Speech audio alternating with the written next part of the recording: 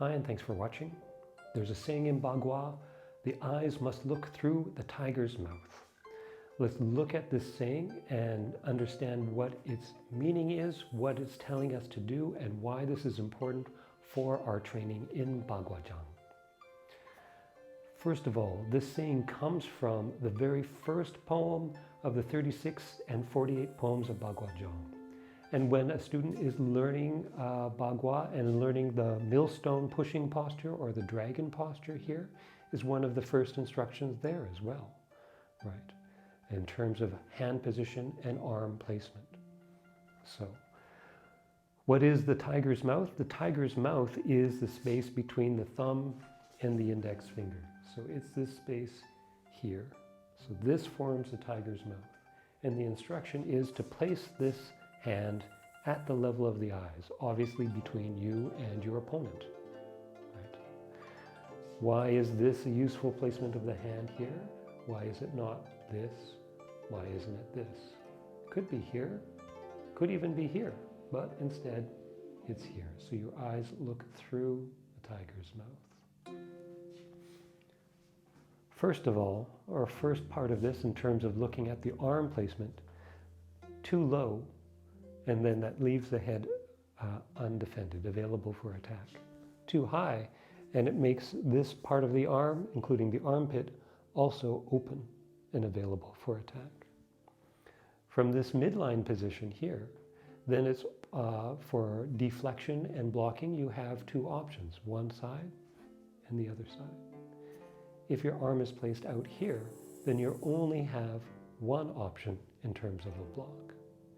Same problem when you have your hand here, and there's an additional problem, which is that you have your arm placed this way, and it's possible for the arm to get forced and jammed across the body, and then placing you in an unfavorable position. So, first part is the arm position, and eyes looking through the tiger's mouth guides our arm to the proper position. There's another aspect of that, which is, of course, that there's the thumb placement. When we look at it, see if I can line this up with the sun here, that the eyes look through the tiger's mouth means this. It doesn't mean this. Here, we can't look through the tiger's mouth. We have to have the thumb held away.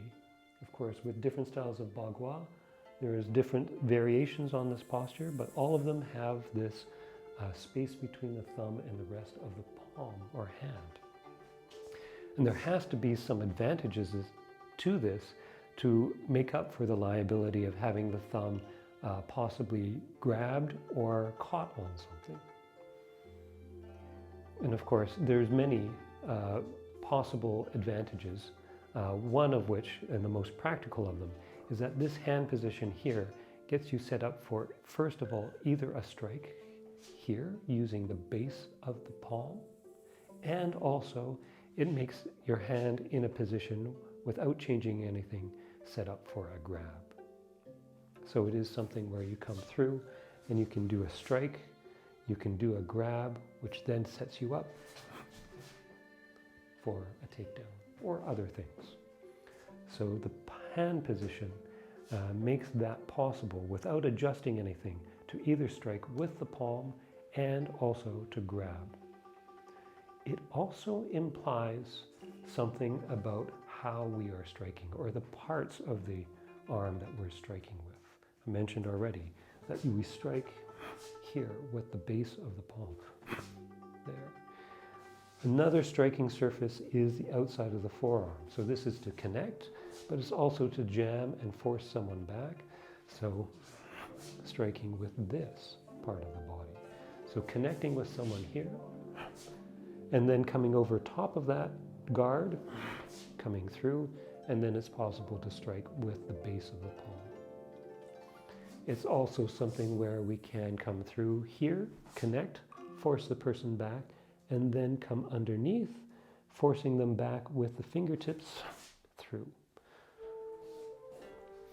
So it clarifies our striking surfaces, or our contact surfaces, from the tips of the fingers to the base of the palm, and then also this outside of the forearm all the way to the elbow, which are very important aspects for Bagua techniques. So I hope this information is helpful for you. Keep training, keep practicing, and take care.